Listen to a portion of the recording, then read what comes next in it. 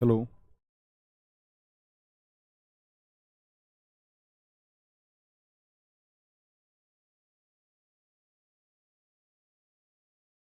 जय हिंद दोस्तों, मैं नवीन शर्मा आपसे का स्वागत करता हूं। आशा करता हूं आप सब एकदम अच्छे हैं, एकदम बेहतरीन हैं। एक बार सारे प्यारे दोस्त बताएंगे आप सब कैसे हैं।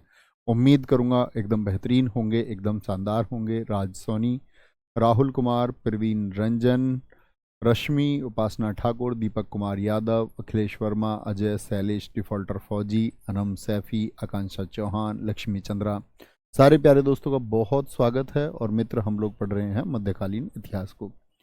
कल हम लोगों ने बात की थी कि भारत पर किस विदेशी आक्रमण का क्रम रहा, यानी क्या क्रम रहा। तो आप एक बार मुझे बताएंगे कि सबसे पहले, अगर मैं बात करता हूँ मिड एशिया से, मध्य एशिया से सबसे पहले आक्रमण करने कौन आए, तो आपका आंसर आएगा कि अरब आए। अरब के बाद में तुर्क आए, और तुर्कों के बाद में आपको मैंने बताया कि आपका 1173 में किस प्रकार से गौर प्रदेश मोहम्मद गोरी को मिलता है और वह भारत की तरफ अपने सपने देखने शुरू करता है। और भारत में उसके विजय अभियानों को हम पढ़ रहे थे, ठीक है, जिसके बारे में हम कल बात करते हुए थे।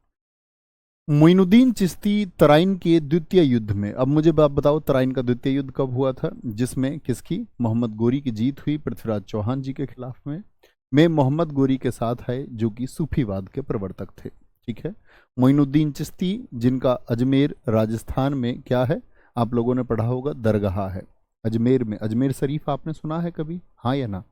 जैसे निजामुद्दीन औलिया की दरगाह हम देखते हैं नई दिल्ली में है, ऐसे ही मोइनुद्दीन चिश्ती इस चिश्ती सिलसिले के सबसे प्रमुख थे। अब ये चिश्ती क्या होता है?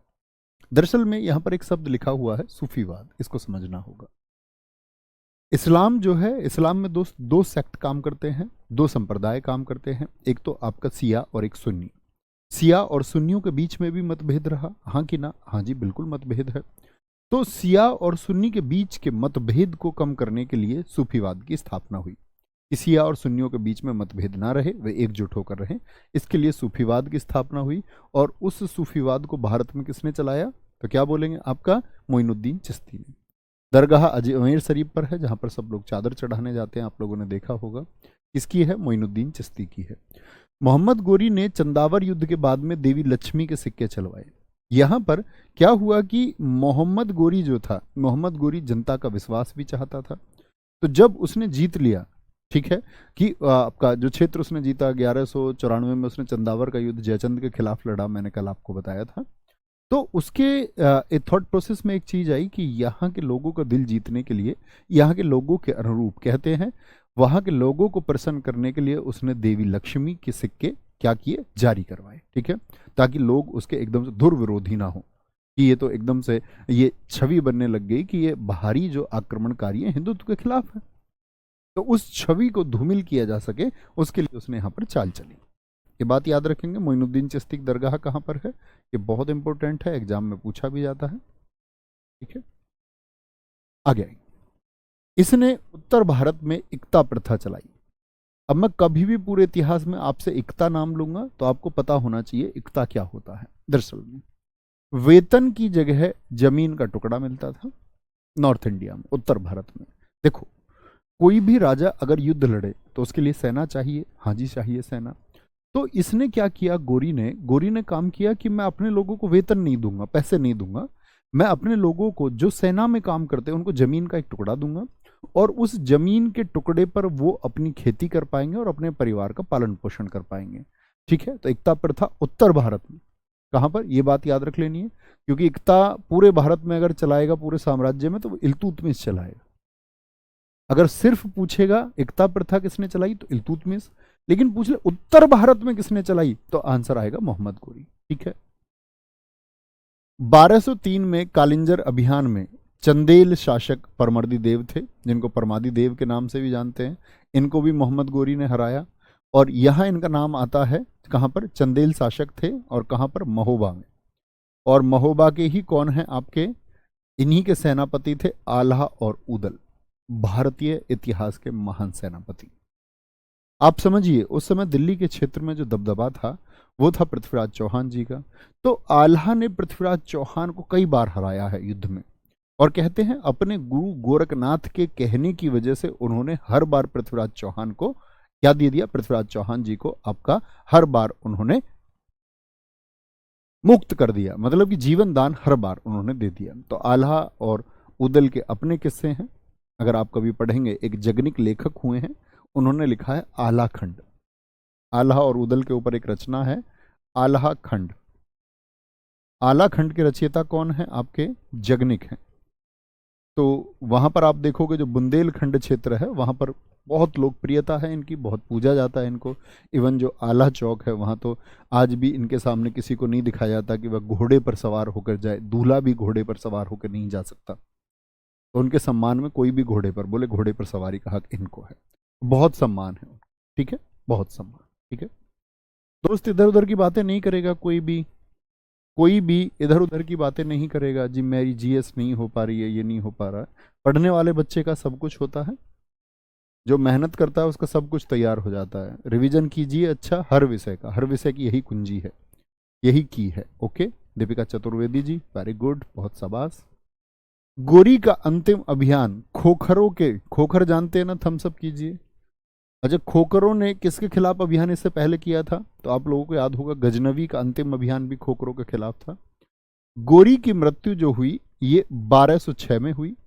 दमियक पश्चिम पाकिस्तान में, कहते हैं एक किले में ये रोका हुआ था और अली मर्दान नामक व्यक्ति ने इसकी हत्या कर दी, जो एक आपका खोखर व्यक्ति था। अली मर्दान ने क्या कर दी? हत्या कर दी। ये अपने कैंप में सो रहा था और ये लुटेरे के रूप में यहाँ पर आए मोहम्मद गोरी से सामान लूटने, और मोहम्मद गोरी का गला काट दिया। किसने? अली मर्दान नामक व्यक्ति ने, ठीक है। अच्छा, अब बड़ी बात आती है कि गोरी जब भारत पर आया तो गोरी के 4 दास थे। दास से मतलब क्या होता है दोस्त? पहले क्या होता था, पहले जैसे आज आप बाजार में जाके कुछ भी खरीद सकते, पहले बाजार में आदमी भी बेचते थे, यानी आदमी बाजार में बेच के जाते थे और उनकी एक बोली लगाते थे, क्योंकि इनको सेना के लिए लोग चाहिए, लोग चाहिए सेना के लिए, घोड़ों को रख रखाव के लिए। तो राजा का एक शौक होता था, वह दासों के बाजार में जाता, जहां पर स्लेव्स मिलते, ठीक है, जहां पर एक गुलाम लोग मिलते थे, तो इनको वो खरीदते, बोली लगाते और गुलामों को अपने यहाँ रखते थे। तो ऐसे ही गोरी के पास भी 4 दास थे। वो 4 दास कौन कौन से हैं? एक है यलदौज, समझेंगे, एक है कुबाचा, अभी ये लाइन नहीं याद करेंगे, ऐबक का ससुर, क्योंकि आप ऐबक को नहीं जानते हैं अभी। कुबाचा, तीसरा कौन है? ऐबक है, और चौथा है बख्तियार खिलजी। अब देखने की बात क्या है कि अगर हम बात करें उस समय के भारतवर्ष की बात करें, ये सब क्षेत्र किसका था? ये भारतवर्ष का क्षेत्र था आपका, ठीक है। तो भारतवर्ष की अगर हम बात करते हैं तो यहां पर देखना होगा, जो यलदौज नामक व्यक्ति है, किसका दास था? गोरी का। इसको गोरी ने क्षेत्र दिया गजनी वाला, यहां पर गजनी है, ये किसको दे दिया? Y4 यलदौज को। ये क्षेत्र जो है, क्योंकि उसका पुत्र नहीं था, तो उसने ये कहा कि जो मेरे दास हैं वही मेरे पुत्र हैं। ये किसका कथन है? तो आप कहेंगे ये कथन है किसका? मोहम्मद गोरी का स्टेटमेंट है। कुबाचा को कौन सा क्षेत्र दे दिया? कुबाचा को ये वाला क्षेत्र दे दिया, सिंध क्षेत्र। ये किसको दिया? कुबाचा को दिया, कुबाचा को दिया। ये ऐबक, ऐबक को दिए लाहौर और दिल्ली, यानी यहां से लेकर के यहां तक का साम्राज्य किसको दिया? ये ऐबक को दे दिया, ठीक है। और बख्तियार खिलजी को कहां का साम्राज्य दिया? बंगाल और बिहार का, ये दे दिया खिलजी को, खिलजी को। इधर इसी वजह से तहस नहस किया उसने बिहार में। नालंदा विश्वविद्यालय किसने तोड़वाया? बख्तियार खिलजी ने, क्योंकि उसकी पोस्टिंग वहीं उसको मिली। बात को समझे? तो एक बार रिपीट कीजिए, गोरी के दास कौन कौन है? यलदौज है, यलदौज को क्षेत्र मिला गजनी का। कुबाचा को मिला आपका कौन सा क्षेत्र? सिंध क्षेत्र मिला उसको, सिंध के आसपास जितना भी मुल्तान पाकिस्तान वाला आज का, काबुल, कांधार, ये सब मिला। लाहौर और दिल्ली किसको मिले? ऐबक को मिले। और बख्तियार खिलजी को मिला बंगाल और बिहार। यहां तक की बात में कोई दिक्कत, कोई परेशानी? आगे, बख्तियार खिलजी ही है जिसने नालंदा विश्वविद्यालय बिहार, मैंने इसकी कहानी बताई थी, थम्स अप कीजिए, जानते ना इसने क्यों तोड़वा दिया था उसको। विक्रमशिला एक विश्वविद्यालय था बिहार में, एक ओदंतपुरी था विश्वविद्यालय बिहार में, इसने तीनों विश्वविद्यालयों को नष्ट कर दिया। तो कहते कि भारतीय संस्कृति और ज्ञान का जो केंद्र थे, जो सेंटर थे, उनको बख्तियार खिलजी ने एकदम से खत्म कर दिया, ठीक है। कोई दिक्कत, कोई परेशानी? आगे आएंगे। दोस्त वो जो कोई भी बच्चा पढ़ाई के अतिरिक्त बातें कर रहा हो ना कि मैं ये किताब ले लूँ वो ले लूँ, मित्र अपने ब्लॉक होने का कारण आप रहेंगे और कोई भी इस एप्लीकेशन पर आपका कमेंट आज के बाद नहीं देख पाएगा। इसीलिए जैसे ये सारे अच्छे बच्चे पढ़ते हैं, आप अकेले ऐसे बच्चे क्यों बनना चाहते हो जो अपना सिलेक्शन खो दोगे? बहुत ध्यान से पढ़ा करो, फोन को दूर रखो, पेन हाथ में लो, कॉपी हाथ में लो और वहां चीजों को समझो। ठीक है? अतिरिक्त बातों का आप मुझसे उम्मीद ना करें प्लीज, मेरी प्रार्थना भी है आपसे कि मैं आपकी बातों का कोई जवाब दूं। और मुझे बड़ी मतलब ये शर्म की बात होती है, इस लाख समझाने के बाद भी आप पता नहीं कौन कौन सी बातें करते रहते हैं। मेरी गर्लफ्रेंड मुझे छोड़ गई है, उस बात का भाई साहब इस क्लास में क्या मतलब है? अभिषेक, कोई अर्थ है क्या? आप स्वयं सोचा करो कि सच में इस बात का कोई अर्थ है। ठीक है, आगे आएंगे, कोई दिक्कत कोई परेशानी? एक बच्चे ने अच्छा क्वेश्चन पूछा है, अर्पित मिश्रा कह रहे हैं गुरुजी दक्षिण में कुछ भाग नहीं दिया गया। दक्षिण में उनका साम्राज्य ही नहीं था। दक्षिण में आकर तो ये लोग कंट्रोल करेंगे जब खिलजी वंश आ जाएगा। अलाउद्दीन खिलजी ऐसा व्यक्ति होगा जो दक्षिण को जीतेगा, अभी दक्षिण पर कंट्रोल ही नहीं है। ओके, बख्तियार खिलजी पूर्व में मोहम्मद गोरी का सेनापति था, लेकिन बाद में किसका सेनापति भी वो बना? बाद में ऐबक का सेनापति बना। अब देखने की बात होगी, ये फोटो लगे हुए हैं, नालंदा, विक्रमशिला और ओदंतपुरी। कहने की बात है कि मुझे बताइए दिल्ली का साम्राज्य किसको मिला? अब दिल्ली का साम्राज्य जिसको मिला उसने दिल्ली पर एक सल्तनत की स्थापना की। दिल्ली सल्तनत मैंने आपको बताया था, हम इसीलिए कहते हैं क्योंकि इनका हेडक्वार्टर, इनकी जो कैपिटल रही, जो मेन सेंटर इनका रहा, वो दिल्ली रहा। ओके, दिल्ली सल्तनत में 5 वंश हुए हैं। बताएं एक बार फटाफट से, दिल्ली सल्तनत में 5 वंश हुए हैं, बोलेंगे। दिल्ली सल्तनत में कितने वंश हुए भाई साहब? 5 वंश हुए हैं। और 5 वंश कौन कौन से हैं? गुलाम, खिलजी, तुगलक, सैयद, लोदी। बोलते हैं ना अच्छे से पढ़ें तो जी के तो सरल है, जी के तो सरल। कुछ लोग बोलते हैं गु खी तू से लम, कुछ बोलते हैं गुड़ खाओ तस ले में। कैसे भी याद रख लो, मे का मतलब इनके बाद आएंगे मुगल। मुगल याद रखेंगे जी, बोलो एक बार, जी के टी एस एल, जी के तो सरल। ठीक है, ये मैं आपको बता भी चुका था कि सबसे पहला वंश जो होगा वो गुलाम वंश होगा। कितने वर्षों तक शासन किया गुलाम वंश ने? टोटल वर्ष मुझे बताएं। आप कहेंगे भैया इन्होंने जो शासन किया है वो कितने? 84 वर्षों तक किया है, 84 ईयर्स। इनका शासनकाल क्या है? 30 वर्षों का है। 30 वर्ष अगर मैं बोलूं तो सबसे कम शासनकाल इसको कहते हैं हम। तुगलक वंश दिल्ली पर 94 वर्षों तक रहा। खिज्र खां एक सैयद वंश की स्थापना करेगा, अगर मैं बात करूं आपसे, ये आपका 37 वर्षों का इसका शासन होगा। और लोधी वंश की बात करेंगे तो 75 वर्षों का इसका शासन होगा। ठीक है, कोई दिक्कत? तो दिल्ली पर क्रम से 5 वंश हुए, हमेशा आपको पता होना चाहिए। बहुत बार एसएससी प्रश्न पूछती है दिल्ली सल्तनत में सबसे कम शासनकाल किसका है, दिल्ली सल्तनत में सबसे अधिक शासनकाल किसका है। तो ये आपको याद रखिए। या पूछ रहे दिल्ली सल्तनत में दूसरा सबसे बड़ा शासनकाल किसका है, तो लोधी वंश का दूसरा सबसे बड़ा है। या पूछ ले दूसरा सबसे कम शासनकाल किसका है, तो सबसे कम तो खिलजियों का, दूसरा सबसे कम सैयद का होगा। कोई दिक्कत? गुल खिले तो सांस लो, बिल्कुल ठीक है, गुल खिले तो सांस लो, कुछ भी याद कर लो। जब एक अच्छा छात्र होता है ना, वो इतिहास को ट्रिकी वे से कभी नहीं याद करता। वो उसमें याद ही नहीं है गुलाम खिलजी तुगलक सैयद लोधी मुगल, काहे की ट्रिक। जब आप कई बार चीजों को पढ़ेंगे तो याद हो जाएगा। ओके, कोई परेशानी इस बात में? वर्ष याद रखेंगे जी, बिल्कुल याद होना ही चाहिए, कभी भी मैं आपसे पूछूंगा। तो सबसे पहला वंश आया गुलाम वंश। ठीक है, अब बात करेंगे गुलाम नाम इसका क्यों है। गुलाम, मैंने क्या बोला कि ऐबक कौन है? ऐबक कौन है? वो गुलाम था एक। किसका गुलाम है ऐबक, जरा बताएं भैया? मोहम्मद गोरी का गुलाम था। तो क्या भैया इस वंश के सारे शासक गुलाम रहे? तो मैं आपसे कहूंगा जी नहीं, सारे शासक गुलाम नहीं रहे, लेकिन गुलाम वंश के जो सबसे प्रभावशाली शासक रहे, जैसे कि संस्थापक ऐबक हो, इल्तुतमिश हो या फिर बलबन हो, तो ये 3 प्रमुख व्यक्ति हैं जो गुलाम रहे। 3 प्रमुख व्यक्ति हैं जो गुलाम रहे हैं। कौन कौन? ऐबक होगा एक, तो एक इल्तुतमिश होगा और एक होगा आपका बलबन। ये 3 लोग गुलाम रहे और उन तीनों का ही शासनकाल एक प्रभावशाली शासनकाल है। इसीलिए लोगों ने या इतिहासकारों ने कहा कि भाई इसको गुलाम वंश नाम देना एकदम से ठीक होगा। अन्य नाम भी हैं गुलाम वंश के। अन्य नाम कौन कौन से? दास वंश इसको कहते हैं। ममलूक वंश एक इतिहासकार हैं हबीबुल्ला, इतिहासकार हबीबुल्ला ने नाम दिया है ममलूक वंश। इलबरी वंश, क्योंकि जो ऐबक है, ऐबक की जो जाति थी वो इलबरी जाति का था। भाई ऐबक कहाँ से आया? ऐबक भी मध्य एशिया से आया, तो ऐबक की जो जाति है वो इलबरी थी, इस वजह से इसको इलबरी वंश कहा गया। ओके। गुलाम वंश में कुल कितने शासक हुए हैं? 11। एक तो ये नंबर आपको याद रख लेना है। पहला शासक कौन है? कुतुबुद्दीन ऐबक। इसकी भैया कोई प्रसिद्धि रही क्या? आप कहेंगे नहीं, इसकी प्रसिद्धि सिर्फ इतनी है कि ये गुलाम वंश का संस्थापक है। इसका शासनकाल बहुत इंपॉर्टेंट है, परीक्षाओं में पूछा जाता है। 1206 से 1210 कितने वर्ष शासन किया? 4 वर्ष। जन्म इसका 1150 का था, याद नहीं करना। इसने राजधानी बनाया लाहौर को। भाई इसको 2 क्षेत्र मिले थे, लाहौर और दिल्ली, तो इसने सेंटर किसको बना लिया? इसने सेंटर बनाया लाहौर को। ठीक है, क्या बोलेंगे?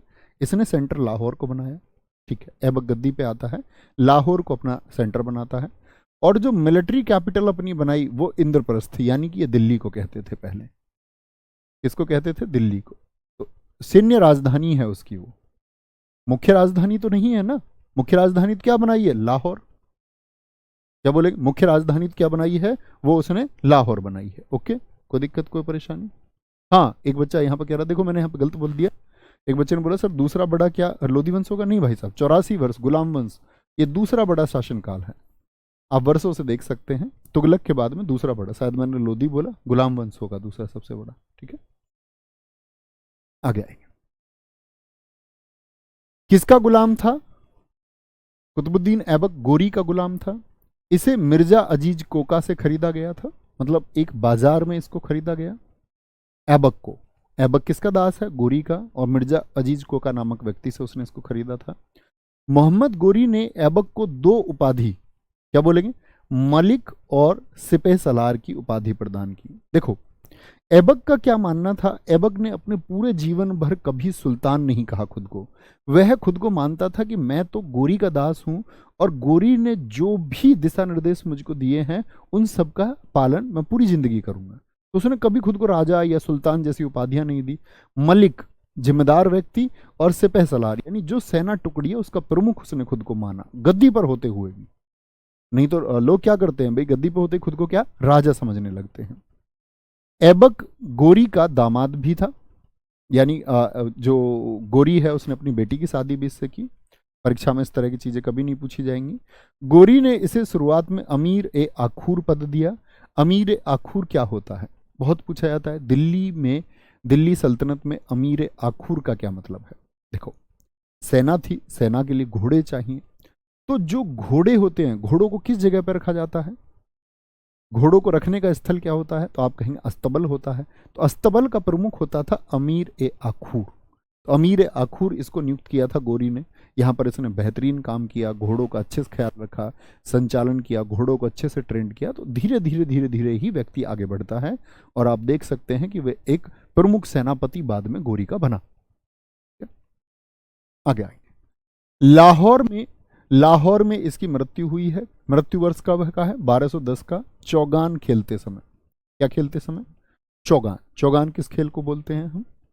चौगान बोलते हैं हम पोलो को। पोलो का जन्मदाता कौन सा देश है? भारत ही है, मणिपुर। मणिपुर में इस पोलो खेल का जन्म हुआ है प्राचीन भारत में।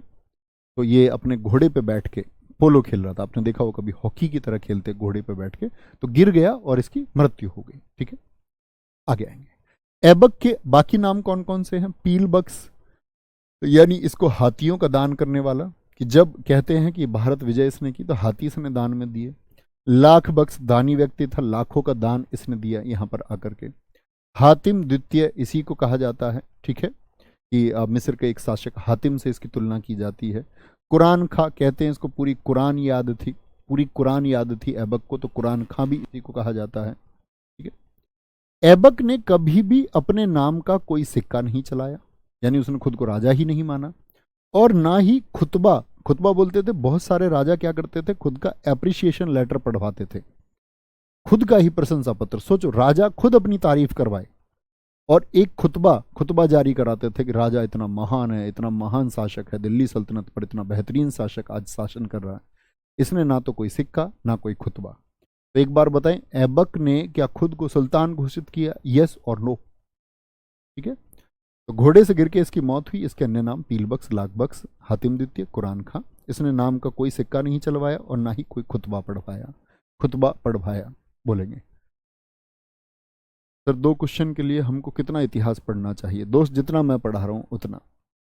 मैं आपको ये पहले ही बता चुका हूँ कि इसमें हम बहुत ज़्यादा समय नहीं लेंगे, थोड़ा हम पढ़ते हैं। हाँ, ये होता कि आप ऐसा कोई 10 नंबर का इतिहास अगर आ रहा होता, 10 क्वेश्चन आ रहे होते, तो फिर हम इसको और तरीके से पढ़ते, जितना आप समझते होंगे। ऐबक बख्तियार काकी का शिष्य था। ऐबक किसको अपना गुरु मानता था? बख्तियार काकी का शिष्य था। ठीक है, बख्तियार काकी का शिष्य था। और बख्तियार काकी की ही याद में, याद रख लेना, इसी बख्तियार काकी की याद में क्या कुतुब मीनार बनी है। अगर कभी कोई पूछे कुतुब मीनार को ऐबक ने शुरुआत कराया था, कुतुब मीनार किसकी याद में है? कुतुब मीनार बख्तियार काकी की याद में है। ओके, ठीक है। और बख्तियार काकी भी किस परंपरा से था? जिससे मोइनुद्दीन चिश्ती थे, सूफीवाद। अब समझते ना सूफीवाद क्या है? बख्तियार काकी के गुरु थे मोइनुद्दीन चिश्ती। कौन है? बख्तियार काकी। अब मैंने बोला कि सूफीवाद का क्या मतलब है, तो मैंने आपको एक बात बताई कि सूफी सिलसिला देश में चला शिया और सुन्नी के बीच के मतभेद को खत्म करने के लिए। ठीक है, तो ये बख्तियार काकी के गुरु हुए मोइनुद्दीन चिश्ती। ठीक है, ऐबक का किसका शिष्य है? बख्तियार काकी का शिष्य है। ऐबक की बात करेंगे, ऐबक ने क्या क्या बनवाया। ओके, ऐबक के निर्माण कार्य, कुव्वत उल इस्लाम मस्जिद, इसको दिल्ली की पहली मस्जिद कहते हैं या उत्तर भारत की पहली मस्जिद कहा जाता है। उत्तर भारत की पहली मस्जिद यानी नॉर्थ इंडिया की। तो भैया नॉर्थ इंडिया से मतलब क्या? इससे पहले भी बोलेंगे आपका, तो बोलेंगे केरल की जो मस्जिद है वो सबसे पहली मस्जिद है भारत की। चेरामन जुमा मस्जिद, ये भारत की पहली मस्जिद है। तो भारत की पहली मस्जिद कहाँ पर? आपका लगभग 6ठी शताब्दी की है।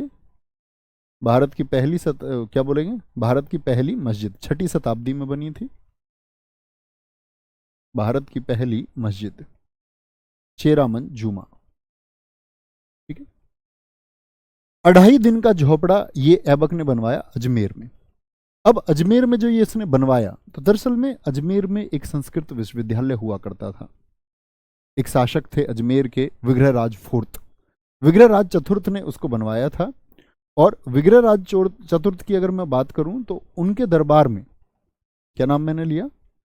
ये जो विग्रहराज चतुर्थ थे, फोर्थ विग्रहराज चतुर्थ, इन्होंने बनवाया था यहां पर एक संस्कृत महाविद्यालय, एक संस्कृत कॉलेज था। और इस संस्कृत विद्यालय में क्या था, इनके एक दरबारी कवि थे जिनका नाम था, क्या बोलेंगे? इनके जो दरबारी कवि थे उनका नाम था हरिकेल। इनके एक दरबारी थे जिनका नाम हरिकेल था। तो हरिकेल संस्कृत के एक ज्ञाता थे। तो हरिकेल ने संस्कृत की कुछ पंक्तियां उस विद्यालय की दीवारों पर लिख रखी थी। ये बहुत पूछा जाता है कि आपका जो 2.5 दिन का झोपड़ा है, पहला प्रश्न पूछा जाता है 2.5 दिन का झोपड़ा है क्या? ये देखो, 2.5 दिन का झोपड़ा क्या है? एक मस्जिद है। एसएससी ने बहुत बार प्रश्न पूछा 2.5 दिन का झोपड़ा क्या है? एक मस्जिद है। क्या बोलोगे? एक मस्जिद है, अजमेर में स्थित है। विग्रहराज का पहले यहाँ पर कॉलेज था, बड़ा सुंदर कॉलेज था। तो कहते एक बार ऐबक गुजर रहा था, ऐबक ने देखा उसकी खूबसूरती को, तो ऐबक ने उसको तोड़ने के आदेश दे दिए, एक विद्यालय को तोड़वा दिया। मतलब ये लोग, आप समझते हैं, इनको शिक्षा का थोड़ा भी बोध नहीं था और अपने धर्म की स्थापना के लिए शिक्षा को नेस्तनाबूद कर देना चाहते थे, शिक्षा को एकदम खत्म कर देना चाहते थे। ठीक है, तो शिक्षा को जब ये लोग एकदम खत्म कर देना चाहते थे, तो यहां पर एक बात आप देखोगे कि कितना निर्दय पूर्वक काम इन्होंने किया। इसको 2.5 दिन क्यों कहते हैं? 2.5 दिन बोलते हैं इसको भाई, 2.5 दिन, 24 घंटे, 24 घंटे और 12 घंटे, यानी इसने मजदूरों को पकड़ के 60 घंटे में ये बनवाया। और इसने कहा कि जब तक मजदूर इसको निर्मित नहीं कर देते तब तक खाने को ना पीने को मिलेगा।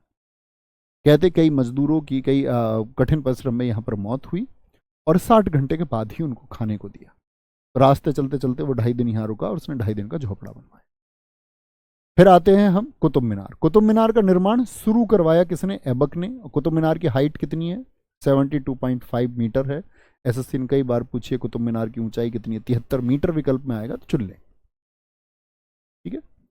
1993 में यूनेस्को की विश्व विरासत सूची में इसको शामिल किया गया। अच्छा मुझे बताइए, यूनेस्को की विश्व विरासत सूची के बारे में जानते हैं? आपको स्टैटिक में भी बताऊंगा। दरअसल में यूनेस्को देखता है कि पूरी दुनिया में संस्कृति के स्थल कौन कौन से हैं, यानी पर्यटन स्थल भी हो या सांस्कृतिक स्थल हो।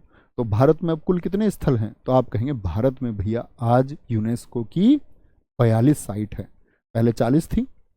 अभी आप लोग जानते हैं शांति निकेतन और होयसल को आपका 41वीं और 42वीं यूनेस्को की साइट घोषित किया गया। ठीक है। तो 1993 में ये बहुत प्रश्न पूछे जाते हैं कि यूनेस्को में कुतुब मीनार को कब शामिल किया गया था। सबसे पहले हमारा अजंता, एलोरा, आगरा का लाल किला, ताजमहल, ये सब 1983 में लिस्टेड हुए थे। उनके बारे में भी हम जानेंगे। ओके, बहुत बढ़िया, वेरी गुड वेरी गुड, बहुत शानदार। कोई दिक्कत, कोई परेशानी? आगे आएंगे। नेक्स्ट, ऐबक को ही गुंबद कला और मेहराब कला का जनक कहते हैं। गुंबद कला और मेहराब कला यहां पर समझेंगे। गुंबद कला क्या होती है? जब किसी भी स्ट्रक्चर को बनाया जाता है तो अगर गोल तरीके से बनाया जा रहा है, जैसे ये यहां पर गोल है, तो ये क्या है? ये गुंबद है। क्या है? ये आपका दोस्त गुंबद है। ठीक है, गुंबद है। और अगर किसी स्ट्रक्चर को ऊपर से ऐसे कोना कर दिया जाए तो ये मेहराब होता है। तो क्या बात समझे? ऐसा होता है गुंबद, और अगर किसी स्ट्रक्चर में इस प्रकार का प्रयोग हो रहा है तो ये मेहराब है। ये भारत में पहले नहीं होते थे। गुंबद और मेहराब भारत में जो शुरू किए दोस्त, वो किसने शुरू किए हैं? तो कभी भी पूछेगा गुंबद कला और मेहराब कला का जनक कौन है भारत में? वो ऐबक है। ऐबक का दरबारी कवि था हसन निजामी, जिसकी पुस्तक है ताजुल माशिर। बहुत इंपॉर्टेंट है। और आज एसएससी अगर मैं तुमसे पूछूं कि हम इसको पढ़े कितने भी दिन, लेकिन जब आप परीक्षा देने जाओगे तो आप ये महसूस करोगे कि जी गुलाम वंश और आपका मुगल, इनसे मुश्किल से, जैसे मान के चलो आपके 1 महीने परीक्षा चलेगी, 1 महीना परीक्षा में आपके 5 या 7 प्रश्न पूछे जाने मुश्किल से। और उनमें से सबसे महत्वपूर्ण जो होगा वो पुस्तकें होंगी कि सल्तनत काल और मुगल काल के दौरान कौन कौन सी पुस्तकें लिखी गई हैं। ठीक है। तो ताजुल मासिर के लेखक हमेशा याद रखेंगे हसन निजामी, ऐबक के दरबारी हैं। ऐबक का मकबरा, जैसे हिंदू धर्म में क्या होता है? दाह संस्कार होता है, लेकिन इस्लाम में क्या होता है कि लोगों को दफनाया जाता है। तो अगर जहां पर व्यक्ति को दफनाया गया उसके ऊपर कुछ स्ट्रक्चर बना दिया गया, एक इमारत बना दी गई, उसी को हम मकबरा कहते हैं। और ऐबक का मकबरा है लाहौर में, इल्तुतमिश ने बनवाया था बाद में। मतलब ऐबक को दफन कर दिया गया था, बाद में जब इल्तुतमिश सन 1211 में शासक बना तो उसके बाद उसने इस पर क्या बनाया? एक इमारत बनवाई। ठीक है। तो ऐबक का कहां पर है मकबरा? क्या बोलोगे? लाहौर में। अब ऐबक की मौत किस वर्ष में हुई जरा बताएं? ऐबक की मौत हुई 1210 में, और ऐबक का पुत्र आया आराम शाह गद्दी पर, लेकिन ये 8 महीने ही शासन कर पाया। कितने महीने? सिर्फ 8 महीने। ये अगर हम कहें तो एक बहुत ही अयोग्य और कमजोर शासक था, जिसका बिल्कुल दरबार पर ध्यान नहीं था, और वो दरबार ना के बराबर गया। जिसी का फायदा उठाया किसने? इल्तुतमिश ने। इल्तुतमिश ने जूड नामक स्थल पर दिल्ली के पास में ये युद्ध लड़ा, और आराम शाह को चेतावनी पहले से ने दी थी, बाद में युद्ध में हराया, और यह सिद्ध किया कि भाई गद्दी के लिए उसका पुत्र नहीं रह सकता, क्योंकि इल्तुतमिश बेटा नहीं है उसका। एक गुलाम ने राजवंश के लड़के को हरा दिया। इल्तुतमिश तो गुलाम होगा।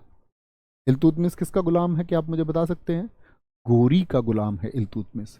वो भी सॉरी, गोरी का बोलो, ऐबक का गुलाम है। तो वो गोरी के टाइम से जैसे अकबर शासक बना गुलाम होते हुए, ऐसे ही अकबर के टाइम पे गुलाम होते हुए शासक कौन बना है? इल्तुतमिश। क्या बोलेंगे जी? तो इल्तुतमिश किसका गुलाम हुआ बताएं जरा? इल्तुतमिश एक गुलाम है किसका? आप कहेंगे जी ऐबक का गुलाम है, और ऐबक खुद एक गुलाम था। ऐबक किसका गुलाम था? गोरी का। गोरी का, यानी सत्ता वापस से किसके पास आई? एक गुलाम के पास में आई, एक गुलाम के पास में आई। तो इल्तुतमिश गद्दी पर आया 1211 से 1236। इसे गुलाम का गुलाम कहा गया। गुलाम का गुलाम क्यों? समझ सकते हैं ना? ये किसका गुलाम हुआ? ये गुलाम हुआ खुद, और ये गुलाम का भी गुलाम हुआ। गुलाम का गुलाम किसको कहा जाता है? ठीक है, गुलामों का गुलाम नहीं, गुलाम का गुलाम। एक ही तो गुलाम था पहले। इसकी उपाधि है अमीर उल उमरा, यानी कि इसको क्षेत्राधिकारी बनाया गया ऐबक के टाइम पे। इसके पिता का नाम इलम खां था। राजधानी इसने बनाई दिल्ली। ये मोस्ट इंपोर्टेंट फैक्ट है। मुझे बताइए अब तक राजधानी कहां पर थी?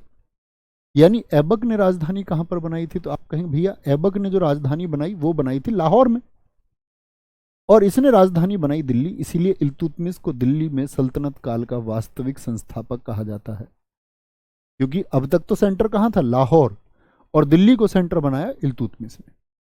ठीक है, इल्तुतमिश जिसके बारे में कहा जाता है आपका, बोलेंगे भी फटाफट से? बहुत बढ़िया, बहुत शानदार।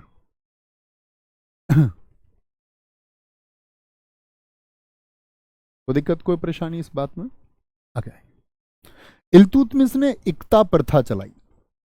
अब इक्ता प्रथा आपसे पहले किसने चलाई? गोरी ने। लेकिन गोरी ने चलाई है उत्तर भारत में, क्योंकि इसका साम्राज्य बढ़ा इल्तुतमिश के समय पर। तो कहते हैं कि सिर्फ इक्ता प्रथा नाम लेगा तो आप कहेंगे इल्तुतमिश। अब मुझे आप बताइए इक्ता का सिर्फ 2 शब्दों में या 3 शब्दों में आप लिख के बताइए, इक्ता से आप क्या समझते हैं? सबसे पहले जो बच्चा उत्तर दे उसका नाम मुझे दिखाना। तुर्क ए चहलगानी, 40 सरदारों का इसने गठन किया। तुर्क ए चहलगानी इसको समझना। जब इल्तुतमिश गद्दी पर आया, क्योंकि उसने राजवंश से अब दुश्मनी ले ली, उसने अपना गोरी के बेटे को हरा दिया, तो एक पक्ष इल्तुतमिश के खिलाफ हो गया। एक पक्ष इल्तुतमिश के खिलाफ हुआ तो इल्तुतमिश ने क्या काम किया कि भाई कहीं मेरा विरोध तो ना हो। उसने देखा उस समय दिल्ली के आसपास के ऐसे सरदारों को जो अपना प्रभाव रखते थे राजनीतिक और सामाजिक। उसने 40 लोगों को चुना और उन सब लोगों से उसने हाथ मिलाया, हैंडशेक किया। अफसर आपका उत्तर एकदम सबसे पहले सबसे ठीक आया। तो दोस्त उसने क्या बोला कि जितने भी सामाजिक रूप से मजबूत लोग हैं उनसे उसने हैंडशेक हाथ मिलाते हुए ये कहा कि हम सब लोग मिलकर शासन चलाएंगे। ऐसा नहीं है कि ये गद्दी सिर्फ इल्तुतमिश की है, आप जो भी मैं फायदे या राजस्व उठाऊंगा उसमें एक हिस्सा आपका भी होगा। तो अगर दिल्ली कोई राजा ये कहे कि भाई तुम मेरे साथ हो जाओ, तो राजा के साथ तो कोई भी होना चाहता है, और वो भी स्थापित राजा हो जो गद्दी पर बैठ चुका है। तो सब लोगों ने उसकी क्या बोलेंगे, उसकी सहायता की और उसको एक प्रॉमिस किया कि भाई हम तुम्हारे साथ रहेंगे। रचित जी, भारत, रूपेंद्र, रितेश, वीर सिंह, राहुल, बहुत शानदार, बहुत अच्छे उत्तर दिया है। ये दर्शाता है कि आप क्लास में फोकस करके पढ़ने वाले छात्र हैं। इसने आगरा में न्याय का घंटा लगवाया कि कोई भी व्यक्ति इससे न्याय की डिमांड कर सकता है। अब इसको आप न्याय की जंजीर मत समझ लेना। न्याय की जंजीर जहांगीर ने लगवाई है, ये न्याय का घंटा है। जंजीर और घंटे में तो अंतर समझते हो ना, या बिल्कुल मठरी बुद्धू हो? ऐसा नहीं होना चाहिए। इल्तुतमिश के समय का इतिहास तारीख ए फिरोजशाही में लिखा है, जिसका लेखक है बर्नी। बहुत अच्छा इतिहास इसने लिखा है बर्नी ने। खलीफा से खिलहत प्राप्त करने वाला पहला सुल्तान। खलीफा जानते हो कि मोहम्मद साहब के बाद में सबसे बड़ी प्रसिद्धि किस पद को मिली थी? आपका खलीफा पद को। खलीफा का कथन सबसे बड़ा कथन होता था, बगदाद के खलीफा का। तो ये खलीफा जो लोग इस्लाम का प्रचार प्रसार करते थे उनको खिलहत भी देता था। खिलहत का मतलब एक ऑफिशियल लेटर होता था। एक ऑफिशियल लेटर दे करके उसको वैधानिक सुल्तान वो मानता था कि इस्लाम जगत का एक सुल्तान है जो बहुत बेहतरीन काम कर रहा है। तो खलीफा से खिलहत पाने वाला पहला शासक भारत का कौन है? वह इल्तुतमिश है। अब आते हैं इल्तुतमिश के समय की बातों पर।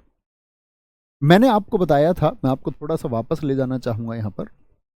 दरअसल में जब ऐबक को कौन सा क्षेत्र मिला था, मुझे एक बार बताएं आप लोग। तो आप कहेंगे भैया जो ऐबक था, अब आप ऐबक को जान चुके हैं। ऐबक गुलाम वंश का संस्थापक है, नो डाउट। लेकिन जैसे ही दिल्ली का प्रभाव बढ़ा, दिल्ली का प्रभाव जैसे ही बढ़ा, यही क्षेत्र किसके पास है? ऐबक के पास ये वाला क्षेत्र था। तो ऐबक से दुश्मनी किन किन लोगों ने मानी? एक तो यल्दौज ने, लेकिन यहां पर ऐबक ने एक चाल चली। एल चाल चली कि इससे इसने वैवाहिक संबंध स्थापित कर लिए, इससे नहीं मतलब इसकी बेटी से, तो इसीलिए बोल रहे हैं इसको ये ऐबक का कौन बन गया, बाद में ससुर बन गया। अब ये लाइन समझे, तो ऐबक ने अपने एक विरोध को तो यहां खत्म कर लिया। और देखो यहां पर जो विरोध होता उसको कुबाचा से, तो कुबाचा से उसने अपनी बहन की शादी करवा दी, यानी कुबाचा कौन है, ऐबक का जीजा है। तो वहां पर चालाकी की किसने, ऐबक ने, वैवाहिक संबंध स्थापित करके अपने खिलाफ जो विद्रोह उठ सकते थे उनको शांत उस समय पर किया। तो ऐबक तो उनका रिश्तेदार था, ऐबक के समय तक तो वो शांत रहे, लेकिन जैसे ही फिर ऐबक का बेटा आया आराम साहब, वह भी इनका रिश्तेदार हुआ, तो उसके भी खिलाफ विद्रोह। लेकिन जैसे ही इल्तुतमिश आया, इन्होंने कहा इल्तुतमिश हम तुझे दिल्ली प्रशासन नहीं करने देंगे, क्योंकि भाई दोस्त या रिश्तेदार किसके हैं, ये ऐबक के ही तो हैं, और इसने ऐबक के बेटे को मार दिया, यानी इनके रिश्तेदार के बेटे को मार दिया। तो यहां पर एक संग्राम देखने को हमको मिलता है, जिसको हम तराइन का पहला और दूसरा युद्ध आप जानते हैं, उनके वर्ष लिखें। तराइन का तिरसा युद्ध हुआ 1215 एडी में। यहां पर जो यल्दौज था, क्योंकि कुबाचा को इसने छोटे संग्राम में पहले ही हरा दिया, और यहां पर क्या हुआ, उसने आपका यल्दौज को हराया, जो उसका एक धुर विरोधी था उसको उसने परास्त कर दिया। इसके बाद में इसने मुद्रा चलाई, जीतल और टंका। जीतल मुद्रा चलाई थी, बहुत पूछा जाता है परीक्षाओं में, जीतल नामक करेंसी किसने चलाई थी, टंका करेंसी किसने चलाई थी, चांदी की। ओके। इल्तुतमिश के समय 1221 में मंगोलों का आक्रमण हुआ, जिसका नेतृत्व किया चंगेज खान ने। चंगेज खान, जिसको तिमुचिन हम कहते हैं। क्या आप लोगों ने कभी चंगेज खान का नाम सुना है? दोस्त अगर मैं बात करूं कि इस दुनिया में सबसे बड़े क्षेत्रफल को जीतने वाले लोग कौन कौन थे, तो एक तो नाम आता है सिकंदर द अलेक्जेंडर का, एक नाम आता है दुनिया में तबाही मचाने वाले नाम में, दूसरा नाम है चंगेज खान, और तीसरा है तैमूर लंग। ये तीन लोग ऐसे हैं जिन्होंने दुनिया में बहुत तबाही मचाई है, जबरदस्त तबाही, कत्ले आम। तो ये क्या है दरअसल में, यहां आपको समझना होगा। यहां पर इल्तुतमिश की बुद्धिमानी आपको दिखेगी। दरअसल में ये जो मध्य एशिया वाला क्षेत्र था, ये मंगोल लोग थे, मंगोल लोग थे, मंगोल लोग, जो आपका अगर मैं बोलूं तो विकृत बौद्ध थे, बौद्ध धर्म को मानने वाले लोग थे। शुरुआत में ये स्वयं चंगेज खान भी क्या बोलेंगे, समानिष्ठवादी, एक वर्ड आता है समानिष्ठवादी। तो ये चंगेज खान पहले मुस्लिम नहीं था, चंगेज खान पहले बौद्ध था, और बौद्धों की यानी बौद्ध जो आपका मार्ग था, वो तो मार्ग किसका था, अहिंसा का मार्ग था। उस मार्ग से जो लोग भटक गए उनको कहते समानिष्ठवादी। तो समानिष्ठवादी बौद्ध विकृत व्यक्ति था, जो बाद में मुस्लिम हुआ, चंगेज खान। तो चंगेज खान दोस्त जब यहां पर पूरे मंगोल या बोले कि इस पूरे मध्य एशिया को जीतते हुए यहां पर पहुंचा, तो यहां पर एक आपका जलालुद्दीन नामक एक शासक था, उसके पिता की उसने हत्या कर दी चंगेज खान ने। तो वो मदद लेने के लिए भागता हुआ भारत आया, और उसका पीछा कर रही थी चंगेज खान की सेना। तो उसने सोचा कि मुझको भारत से एक मदद मिल जाएगी, भारत से एक मदद मिल जाएगी। लेकिन इल्तुतमिश को जैसे ही ये पता चला, अरे भैया ये तो खतरा, उसने बोला भाई तू क्यों आया, उसने बोला जी मेरी जान बचा लो, मेरे पीछे चंगेज खान लगा हुआ है। उसने बोला अच्छा तेरी जान बचा के हम मुसीबत ले लें, मतलब है जो तेरे पीछे आ रहा उस फूफा को कौन देखेगा। तो भैया इसने क्या करा कि जो आया था मदद मांगने, उसी की गर्दन काट के भिजवा दी। कहते इल्तुतमिश की इस चाल की वजह से भारत पर होने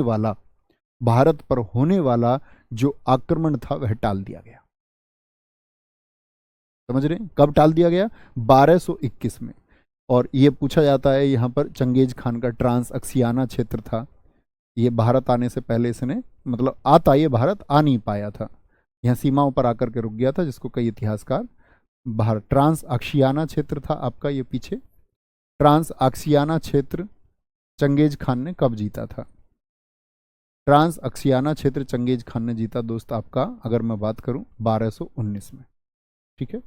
चंगेज खान की मौत कब हुई थी? ये 1224 में हुई, मौत 1224 में हुई। ठीक है। और चंगेज खान तो भैया प्रसिद्ध है, कहते हैं मंगोल लोगों में डीएनए अगर मैच किया जाए तो चंगेज खान के खुद आप सोचना, चंगेज खान ने 300 शादी की, उसकी 300 शादियों से उसके अलग अलग लगभग 350 पुत्र पैदा हुए। उन 350 पुत्रों ने भी लगभग आपका किसी ने 200 किसी ने 250 शादियां की। तो कहते हैं कि मंगोलियाई लोगों में, इस मिड एशिया वाले लोगों में चंगेज खान का ब्लड हर छठे व्यक्ति में मौजूद है। उसी के वंशज हैं सब चंगेज खान के। समझ रहे हैं आप? चंगेज इतनी शादी कैसे कर सकता है कोई? कोई दिक्कत, कोई परेशानी? दोस्त पढ़ लो please Vishal Mishra ji sir, Awadh Ojha sir के बारे में कुछ। तुमको कुछ क्यों चाहिए किसी के बारे में? आप ये क्यों नहीं सोचते कि एक दिन मेरा सिलेक्शन होगा तो मेरे माँ बाप के बारे में कुछ बोला जाएगा? तुमको दुनिया की चिंता पड़ी है, मूर्ख इंसान। पढ़ाई पे फोकस नहीं करते हो। पढ़ाई पे फोकस किया करो। तुमको ये सिखाया जाता है क्या क्लास में? बात बनाने के लिए यूट्यूब पे बहुत लोग हैं। मुझको ऐसा मास्टर क्यों बनाने के चक्कर में हो तुम? काम की बात सुन लो। जो परीक्षा में आएगा उसको कैसे टैकल करना है, कैसे नौकरी मिलेगी, कैसे घर की आर्थिक स्थिति सुधरेगी।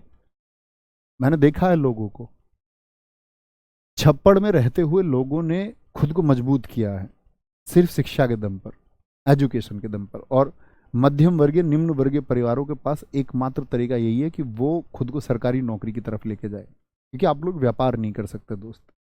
हमारे पास वो साधन नहीं रहे व्यापार करने के। मकबरा शैली का जनक किसको बोलते हैं? ये इल्तुतमिश को कहते हैं। क्योंकि देखो, इल्तुतमिश का एक बेटा है। इल्तुतमिश ने अपने बड़े बेटे महमूद की याद में क्या बनाया है? सुल्तानगढ़ी का मकबरा। कहां पर है सुल्तानगढ़ी का मकबरा? अगर आपसे मैं पूछूं, दिल्ली में। तो सबसे पहले मकबरा किसने बनवाया? ये देखो नीचे यहां पर क्या है, डेड बॉडी है, और उसके इधर उधर ये मकबरा बना दिया। टकसाल का नाम सिक्कों पर लिखवाया। टकसाल कैसे जी? आप इकोनॉमिक्स में पढ़ते होंगे, सिक्के आपने देखे हैं। नोट तो आरबीआई छापता है, रिजर्व बैंक ऑफ इंडिया। सिक्के कौन बनाता है? सिक्के ढाले जाते हैं भारत में 4 टकसाल हैं। जैसे आपको मुंबई में, हैदराबाद में, नोएडा में भी टकसाल है, ठीक है। तो टकसाल में सिक्के ढाले जाते हैं, और टकसाल का नाम सिक्कों पर लिखवाया कि ये इस टकसाल में छपा हुआ है, यहां पर इसकी छपाई हुई है। जैसे आज भी आप देखोगे भारत के हर सिक्के की अपनी एक पहचान है कि वो किस टकसाल का बना हुआ है। अतारकीन का दरवाजा बनवाया किसने? ये भी इल्तुतमिश ने बनवाया। इल्तुतमिश का दरबारी कवि, मोस्ट इंपोर्टेंट बात है। और पिछले वर्ष आप देखें SSC CGL prelims, SSC CGL mains, दोनों में प्रश्न पूछा गया तबकात नासिरी के लेखक कौन है? मिनहाज उस सिराज है। मैं आपसे फिर से कह देता हूं, पुस्तक और उसका लेखक बहुत इंपॉर्टेंट है। और ये इंपॉर्टेंट इसलिए भी है क्योंकि जब रजिया सुल्तान गद्दी पर आई तो रजिया सुल्तान गद्दी पर आने के समय भी कौन शासक है, सॉरी कौन आपका दरबारी लेखक है? तो वो मिनहाज उस सिराज ही है। मिनहाज उस सिराज ही है जिसने इतिहास में कथन दिया था कि रजिया अगर महिला ना होती तो उसका नाम भी भारत के बड़े शासकों में लिया जाता। और ये पूछा गया प्रश्न है कि किसने यह कथन दिया था कि रजिया के एक बहुत प्रभावशाली शासक ना होने का कारण उसका महिला होना रहा। यही व्यक्ति है मिनहाज उस सिराज। इल्तुतमिश का मकबरा दिल्ली में है, खुद इल्तुतमिश ने ही बनवाया। आप कहेंगे भैया इसने कैसे? मकबरा तो मरने के बाद। अब भैया पहले इमारत बनवा दी, बोला मैं मरूं तो मुझको यहां दफनाया जाए। ओके, बहुत थैंक यू अमन कुमार जी मेरे दोस्त, आपका प्यार ताकत है। 1236 में इसकी मौत हो गई, और जिसकी मौत का कारण नहीं लिखा हुआ इसका मतलब है उसकी स्वाभाविक मौत हुई है। पूरे इतिहास में आप कभी भी पढ़ें और नहीं कारण दिया गया, इसका मतलब वो जनरल डेथ मरा है। इल्तुतमिश ने क्या किया? कुतुब मीनार को पूर्ण कराया, यानी कि 3 मंजिल और बनवाई, हालांकि बाद में 1 मंजिल। 5वीं मंजिल याद रख लेना, कुतुब मीनार की किसने बनवाई थी? कुतुब मीनार की जो 5वीं मंजिल है वो बनवाई थी फिरोज शाह तुगलक ने। किसने? फिरोज शाह तुगलक आएगा, एक 1351 से लेकर के 1388 तक शासन किया था इसने। और अगर मैं बात करूं दूसरी, तीसरी और चौथी जो मंजिल हैं वो किसने बनवाई? वो इल्तुतमिश ने बनवाई थी, इल्तुतमिश ने बनवाई हैं। और पहली मंजिल जो बनाई, पहली मंजिल वो बनाई थी ऐबक ने। अब जरा आप ध्यान से पढ़ रहे थे तो हाइट बताना कितनी बताई मैंने कुतुब मीनार की आपको? वेरी गुड, समझेंगे? आगे आते हैं। अब इसकी मौत के बाद में रुकनुद्दीन फिरोज बैठा। ये भी आपका रुकनुद्दीन फिरोज कौन है? ये भी इल्तुतमिश का एक बेटा है। सॉरी, इल्तुतमिश का नहीं, किसका? ऐबक का एक पुत्र आपका गद्दी पर आता है यहाँ पर। सॉरी मैं गलत बोल गया रिपीट कर रहा हूं मैं इस बात को फिर से। इल्तुतमिश का बेटा गद्दी पर आता है, और इसकी माँ इसकी मां शाह तुर्कान। अब तुम समझना, यहां पर रुकनुद्दीन फिरोज भी एक अयोग्य शासक है और विलासी, अत्यंत विलासिता में। अत्यंत विलासिता से मतलब क्या है कि इसको शराब पीने के अलावा अन्य कोई फुर्सत ना रही। इसको सिर्फ महिलाओं का साथ चाहिए था। तो राजाओं के समय पर होते थे हरम। हरम का मतलब क्या होता था कि जो राजा होते थे ये सुंदर स्त्रियों का अपहरण करवा के एक हरम में रखते थे, और इवन अपने राज्य की जो सुंदर लड़कियां हैं उनकी भी शादी नहीं होने देते थे, उनको भी एक हरम में रखते थे। हरम का मतलब एक ऐसा स्थल जहां पर सुंदर लड़कियां भरमार मात्रा में रहती हों। और शासकों के हरम में इस तरह से लड़कियां मिलती, किसी के हरम में 500, 1000, 2000, यानी अकबर के तो शुरुआती दिनों में 5000 तक स्त्रियां उसने अपने हरम में कैद करके रखी। तो ये वहां पर बिजी रहा, इसको ना शासन की कोई फिक्र थी ना कुछ। यहां पर जितने भी डिसीजंस लिए वो इसकी माँ के हाथ में थी, यानी शासिका बन गई। शासिका तो नहीं बनी, लेकिन ताकत अपने हाथ में ले ली शाह तुर्कान ने। किसका बेटा है? इल्तुतमिश का ही बेटा था। लेकिन क्या ज्यादा दिन शासन कर पाया? नहीं। यहां पर क्या है कि इसकी जो बेटी है, इल्तुतमिश की बेटी है रजिया सुल्तान। और रजिया सुल्तान एसएससी का भैया फेवरेट टॉपिक है। मैंने देखा एसएससी सीजीएल सीएचएसएल दोनों के एग्जाम हुए, हर शिफ्ट में रजिया सुल्तान से प्रश्न, हर शिफ्ट में। रजिया सुल्तान, देखो रजिया सुल्तान बहुत सुंदर है, नो डाउट, बहुत सुंदर थी, उसकी सुंदरता किससे है। अब रजिया सुल्तान का अपना एक पार्ट है बड़ा जबरदस्त, कि रजिया सुल्तान ने यह देखा कि उसके भाई जो हैं वो शासक बनने के लायक नहीं है, और रजिया सुल्तान ये एबिलिटी रखती थी कि वह शासिका बन सकती है। तो रजिया सुल्तान ने कहा कि भाई शासिका अगर बनने के गुण मुझ में हैं तो मुझको ही बनना चाहिए। अब ऐसा थोड़ी तुम ये बोलोगे जी पापा ही डिसीजन लेंगे घर के। अगर पापा से डिसीजन अच्छे मम्मी ले सकती है तो मम्मी क्यों नहीं लीड कर सकती। तो रजिया सुल्तान को खुद के ऊपर भरोसा था। शाह तुर्कान से वो जो लोग हैं, जो शासन के खिलाफ लोग थे, वो परेशान थे, क्योंकि शाह तुर्कान किसी की सुनती नहीं, उसका बेटा मस्ती में है। तो कहने का मतलब है अंधकार में शासन चल रहा था। दिल्ली में बहुत चर्चे चल रहे थे कि भाई शासन बहुत गलत हाथों में है। शाह तुर्कान से ईर्ष्या रखने वाले लोगों की संख्या बढ़ती जा रही थी। ऐसे में रजिया सुल्तान ने मौका देखा कि शुक्रवार के दिन, जिस दिन नमाज पढ़ी जाती है, जुमे की नमाज के दिन, वो जाकर के लोगों के सामने लाल वस्त्र पहन के पहुंच गई। लाल वस्त्र यानी कि कुछ डिमांड करने के लिए। और उसने हाथ फैला के लोगों से कहा कि आज दिल्ली अंधकार में फंस चुकी है और दिल्ली का शासन ऐसे लोगों के हाथ में है जो इस जनता को लूट कर खा जाएंगे। और उसने मांग की कि अगर इस रजिया सुल्तान को आप गद्दी पर बिठाते हैं तो जनता के हित का शासन चलाया जाएगा, जो जनता के लिए सर्वोपरि हित होगा वह काम किए जाएंगे। और कहते हैं उसने इतनी उत्तेजित उस भीड़ को भाषण देके कर दिया कि तुरंत भड़की हुई भीड़ ने राजमहल में जाकर के शाह तुर्कान की हत्या कर दी। शाह तुर्कान को मार दिया गया, फिर रुकनुद्दीन फिरोज को बंदी बना लिया गया और दिल्ली की गद्दी पर रजिया सुल्तान को स्थापित कर दिया गया। तो रजिया सुल्तान गद्दी पर आती है, इसलिए बोलते इसको तुर्की इतिहास की या भारत की पहली महिला शासिका यही है। किसकी बेटी थी? इल्तुतमिश की बेटी थी। इल्तुतमिश की बेटी थी रजिया कुल्हा, यानी कि अगर हम बोले ब्लेजर और चोगा, एक तरह का मतलब आपका टोपी और ब्लेजर ये पहनती थी। रजिया ने काले गुलाम याकूत को अमीर आखूर नियुक्त किया। अमीर आखूर जानते? यस और नो? सारे दोस्त बताएंगे एक बार। अब दरअसल में रजिया जब गद्दी पर आ गई तो रजिया ने बहुत अच्छा शासन चलाया। उसकी लीडिंग एबिलिटी उसके अंदर थी, लीडरशिप उसके अंदर था। और उसने जो छोटे छोटे मोटे दिल्ली के खिलाफ विद्रोह उसके खिलाफ लोगों ने किया कि एक महिला कैसे गद्दी पर बैठ सकती है, उसने एक संचालन अच्छा करके लोगों के विद्रोह को भी दबाया।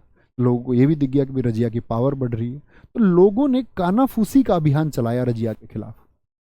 कानाफूसी कैसे? अरे तुमको पता है रजिया का चक्कर चल रहा है, अरे यार तुमको पता है रजिया का चक्कर चल रहा है। ये एक अबिशीनियाई गुलाम था, यानी एक अफ्रीकन गुलाम आप कह सकते हैं, काला गुलाम, अफ्रीका का था ये, जिसको एक दास के रूप में खरीदा गया था।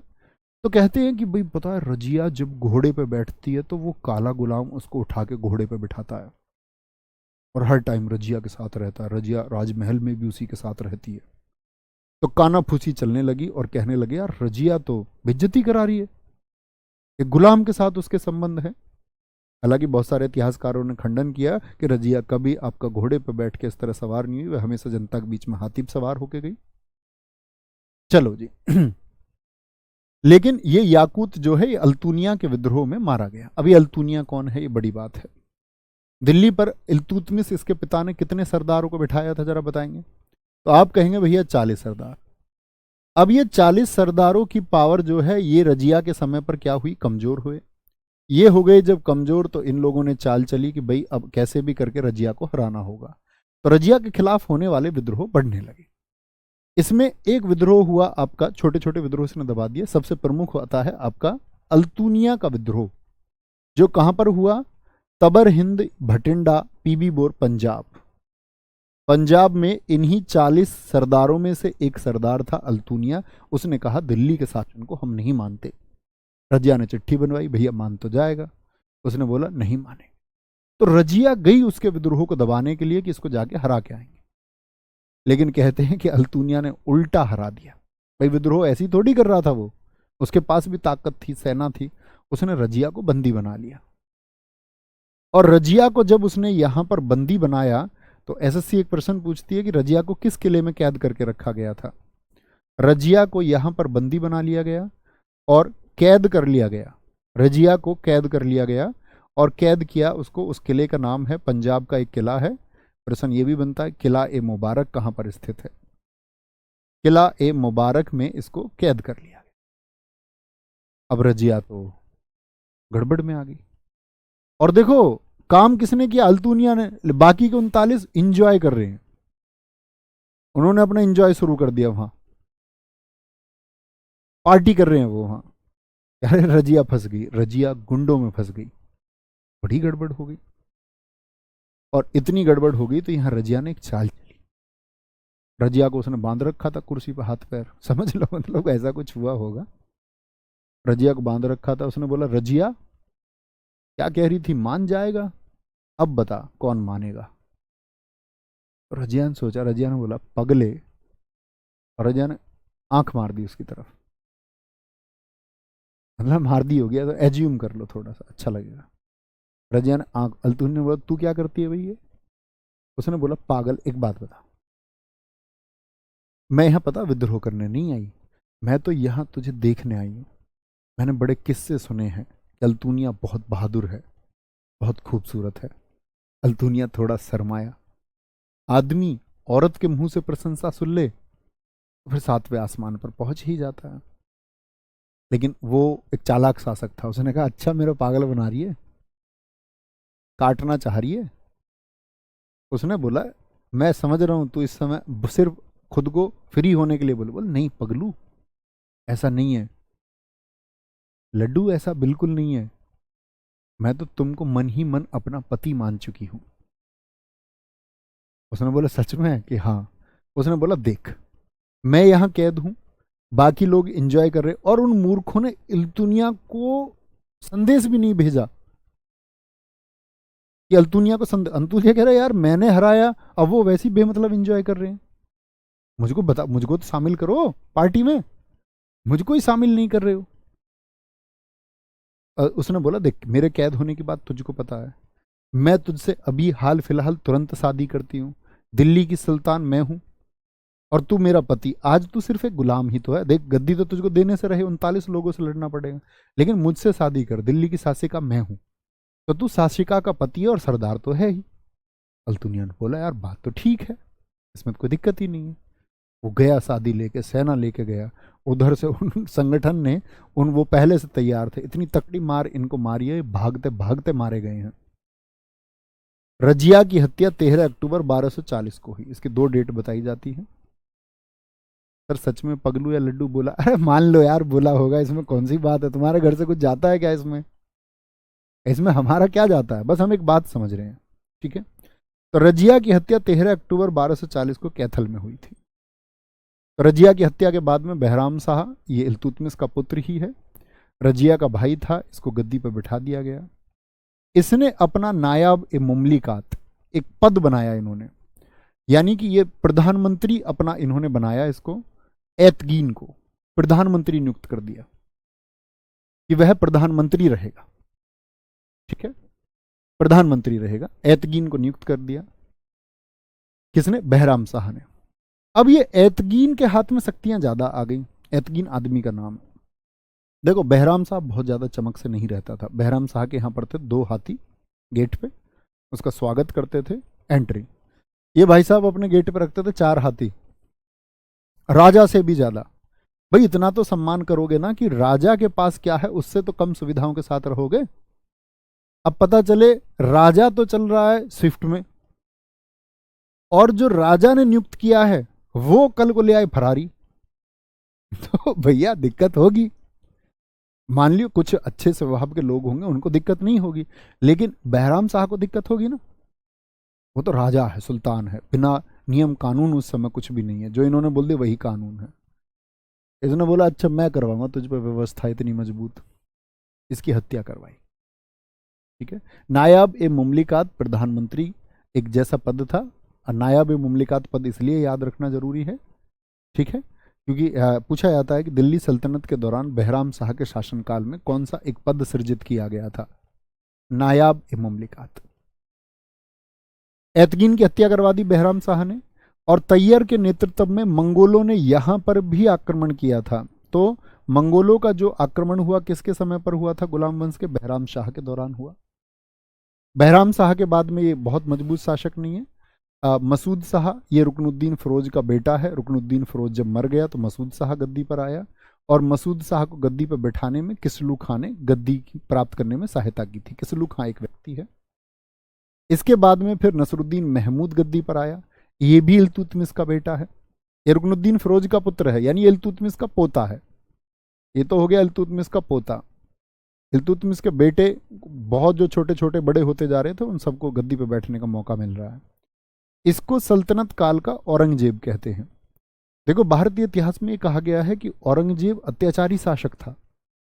उसने बहुत अत्याचार किए, मंदिरों को तोड़वाया, लेकिन औरंगजेब अपने खुद के जीवन में उसने कोई खर्चा नहीं किया, ऐसा लिखा जाता है। लेकिन हो सकता है इतिहासकारों ने औरंगजेब जैसे क्रूर शासक के डर की वजह से लिखा हो सकता मस्ती करता हो बहुत, उसके डर की वजह से ना लिखा हो किसी ने, उसकी अच्छी इमेज बनाने की कोशिश की गई हो।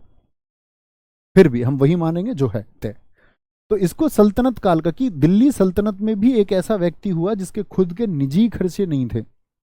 यह भी टोपी सीता था, टोपी सी करके उसको बेचता था। नायाब ए मुमलिकात इसने बनाया किसको? बलबन को। यानी इसने प्रधानमंत्री की जैसी शक्तियां किसको दी? बलबन को। बलबन भी एक गुलाम है, ठीक है। महमूद बलबन का दामाद था। देखो बलबन की चालाकी देखो। बलबन जैसे जैसे पीएम बना तो राजा का बड़ा करीब बना, नसरुद्दीन महमूद का बहुत ख्याल रखता, इसकी सुरक्षाओं का ध्यान रखता। तभी इसने इतना बड़ा शासन 20 साल तक कर लिया। कहते इसके 20 साल में जो छोटे छोटे शासनकाल थे उसमें नसरुद्दीन महमूद का बड़े शासन होने का कारण बलबन की हेल्प है। फिर बलबन ने अपनी लड़की की शादी कर दी इससे। भाई जिसका दामाद ही राजा हो उसे क्या दिक्कत है? और प्रधानमंत्री जैसा पद अपने पास कर लिया। कहने का मतलब है बलबन की ताकत बढ़ी।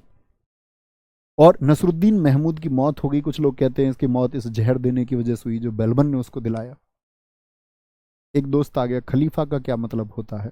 रंजन यादव, बेटा कल की क्लास करो, कल की क्लास में समझाया है। शमसी वंश का खात्मा, यानी कहते हैं कि यहां तक नसरुद्दीन महमूद तक किसका वंश है? ये इल्तुतमिश का वंश है। और इल्तुतमिश का जो वंश था उसको बोलते हैं, इल्तुतमिश कहते हैं ये शमसी वंश का था, शमसी वंश का, ठीक है। जैसे ऐबक था इलबरी वंश का, तो शमसी वंश का खात्मा हुआ। इसको प्रथम इलबरी वंश का खात्मा भी कहते हैं, कि इलबरी भी यहां पर एंड हो गए। और इसके बाद गद्दी पर जो बलबन आया, और बलबन के टाइम से शुरू होगा आपका द्वितीय इलबरी वंश की शुरुआत। आप देखेंगे बलबन कितना क्रूर शासक था। एक बहुत घोड़ों का गोबर उठाने के लिए जिसको बिठाया गया वो दिल्ली का सुल्तान बना, और इतना खतरनाक सुल्तान बना कि उसके नाम का खौफ आज तक भी है। बलबन का मकबरा दिल्ली में है, और दिल्ली सरकार ने वहां पर बोर्ड लगा रखा है कि रात में यहां जाना मना है। बलबन का इतना खौफ है। क्या बोलेंगे? बलबन। तो इसका शासनकाल द्वितीय इलबरी वंश की शुरुआत माना जाता है। इसके टाइम को हम बलबनी वंश भी कहते हैं, ठीक है। इसका पूरा नाम गयासुद्दीन बलबन था। यह इल्तुतमिश का दामाद था। और लगभग 4 फीट का आदमी, कहते इसका कद नाटा था, बहुत छोटे कद का था। वास्तविक नाम इसका बहाउद्दीन था। इसको उपाधि दी गई है उलूग खां की, जो महमूद ने दी है। कल हम बलबन के बारे में पढ़ेंगे, ठीक है, और फिर आगे चढ़ते रहेंगे, ठीक है। ध्यान रखिए अपना बहुत सारा। जय हिंद, जय भारत, जय मां सरस्वती, नमस्ते।